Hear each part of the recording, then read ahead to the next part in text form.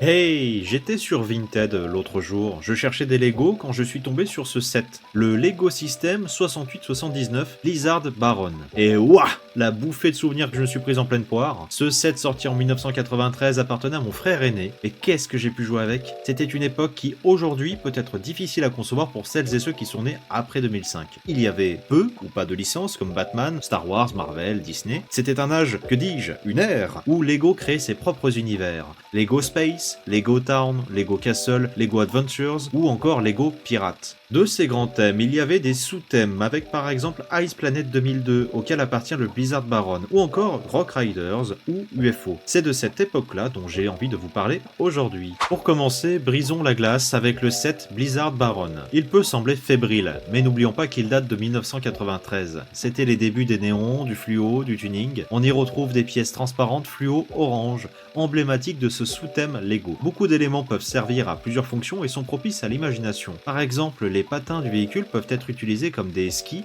avec la figurine, ou l'antenne lance-roquette à l'arrière peut être détachée pour servir d'élément de jeu supplémentaire. La structure très simple de l'ensemble permet à n'importe qui de pouvoir modifier et reconstruire à volonté ce véhicule sans être perdu dans les instructions. C'est à mes yeux quelque chose que l'on a perdu aujourd'hui avec des sets toujours plus beaux et complexes mais moins accessibles. Pendant longtemps, j'ai joué avec les Lego de mon frère ou bien ceux trouvés dans des vides-greniers. Et quelle chance j'avais! J'ai ainsi pu jouer avec le robot gardien 6949 de la gamme Spirius. Avant l'arrivée des Bionicles ou de la gamme Exoforce, ce robot était à mes yeux spectaculaire. Il était grand, avec des bras articulés, un cockpit détachable, des aimants et des pinces au bout des bras, bref, stylé non? Avec 360 pièces, ça devenait un set imposant et exigeant à construire, et malgré tout, parfaitement jouable. Après être allé sur la glace et dans l'espace, que diriez-vous d'aller sous terre avec non pas un set, mais une figurine, celle du Rock Monster? Ça vous rappelle des souvenirs? Ce personnage issu exclusivement de la gamme Rock Riders était mystérieux et effrayant. Et surtout, novateur.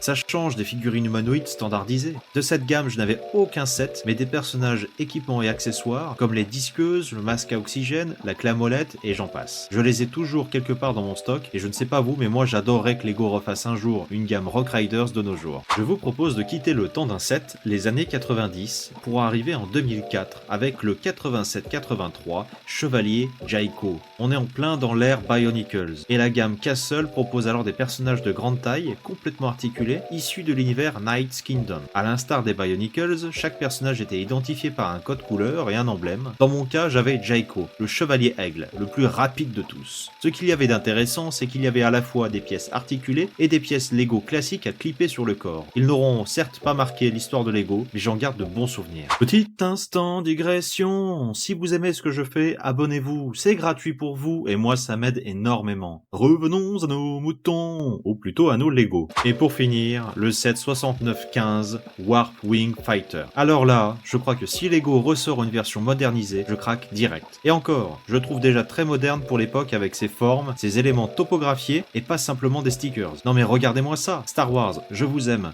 mais prenez-en de la graine. Cette gamme UFO, bon sang, mais il y a tout, un look agressif, des éléments articulés, du fluo partout et 3 figurines d'aliens. J'adore ce casque. Bon, je parle de ce set parce que j'ai pu jouer avec, mais toute la gamme est top.